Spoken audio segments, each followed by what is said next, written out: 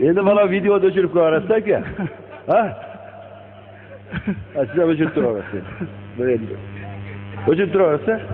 Oh.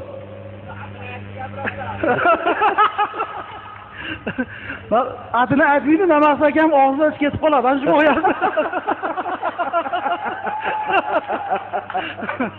Muhiddin bilan ertaman telefonlashuvdik. To'g'ri. Usta. Muhiddin bilan ertaman telefonlashuvdik.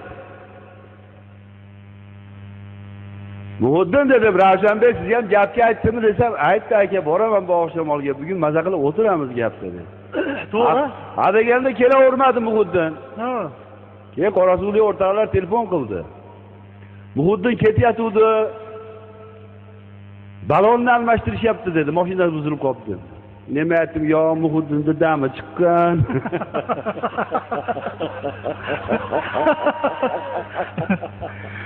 Soat 9da yangi bozorda oldida ko'rishamiz dedingizmi? Ko'rishadigan edik-da. Keyin yarim soat kutdim aka. Ha. Mashinangiz turibdi, o'zingiz yo'qsiz. Naqami? Keyin o'yladim-da o'zimcha. Ha. Namasi akam to'y qilaman debdi, yo kamiga kirib ketgan.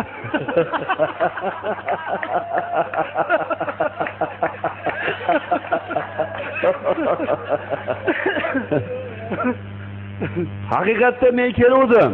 Ana shu va'dalashgan joyga. Mendan oldinroq kelib, panjaraga suyanib, boshingizni ushlab o'ylanib turgan ekansiz. Ha. Aytdim, Muhiddin boshini ushlab o'ylanib qoldi, yo g'ami katta dedi. Endi yoshi 60 ga borib qoldi aka. Organizmda o'zgarish bo'ladida. Albatta-da. Doim sog'ligidan bog'liq yuradi. Ha. O'zimcha o'ylayman. Namasi akam yo o'tar edi.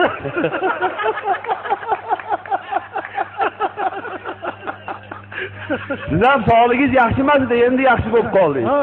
Bir oy buni oqsalayotgandingiz. Ha. Qadamingiz qiyshiq bosayotganingizga aytdim, Muhiddin yo o'q yegan.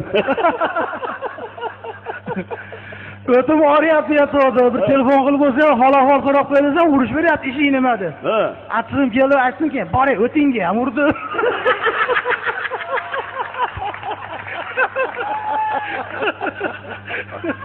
Endi biz dehqonchilik bilan shug'ullanib turamizda usta. Ha. Savz ekuvdim. Savz o'rtoq qilyapman desam, o'rtoqqa yordam beraman deb keldi. Ha. Tagati ham yo bo'lmasa tutib panasda yotibdi. Men aytdim, Muhiddin yo o'rtoqqa yaramaydi.